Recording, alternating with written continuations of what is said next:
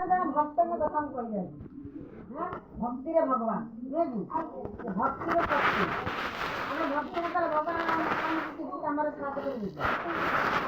ଆମର କାମ ନ କଲେ ସେ କାମର ସଫଳତା ଆମେ ପାଇପାରିବାନି ପାଠ ନ କଲେ ଭଲ ନମ୍ବର ରଖିପାରିବେ କି ସେଇଭଳିଆ କୌସ୍ତୁଭ ବୋଲି ଗୋଟେ ଋଷି ଥିଲେ ସେ ଭଗବାନଙ୍କୁ ପ୍ରତିଦିନ ଡାକନ୍ତି ବହୁତ ଭକ୍ତ ସେ ବିରାଟ ଭକ୍ତ ହେଲା ବହୁତ ବଡ଼ ଭକ୍ତ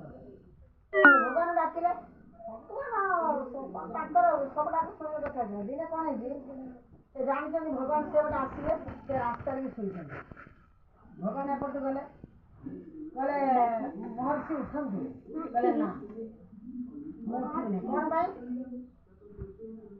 କ'ଣ ପାଇଁ ନା ଆଗେ ମୋ ଗୋଡ଼ ଆଣେ ଆରେ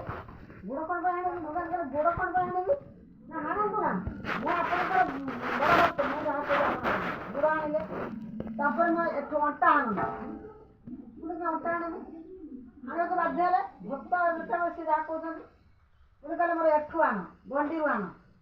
ତାକୁ ଆଣିଲେ ପୁଣି କହିଲେ ମୋ ବେକରୁ ଆଣ ଆରେ ତମେ ମୋର ସିଏ କ'ଣ କହୁଛ କହିଲେ ହାଣ ନା ତମେ ହାଣ ବେକରୁ ହାଣିଦେଲେ ତାପରେ କହିଲେ ଏଇ ମୁଣ୍ଡଟିକୁ ଆପଣ ଗଳାରେ ପିନ୍ଧନ୍ତି ତେଣୁ ଗୀତ ନାହିଁ ନା କୌସ୍ତୁଭ ମଣି ଯାହାର କଣ୍ଠ ତଟରେ ହାର କାରଣ ଭଗବାନଙ୍କର କୌସ୍ତୁଭ ମଣି ବୋଲି କୌସ୍ତୁଭ ଯେଉଁ ଋଷିଙ୍କର ଚାକିରି କାକରେ ମୁଣ୍ଡ ତାଙ୍କ ବେକ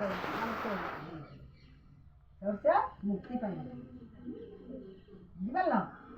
ତମେ ଭଗବାନଙ୍କର ଖାଲି ଗୋଟେ ମିଛର ଗୋଟେ ପ୍ରାର୍ଥନା ଗାଉଛ ଆଉ କିଛି ନାହିଁ ହଉ ଏବେ ରଖିବା।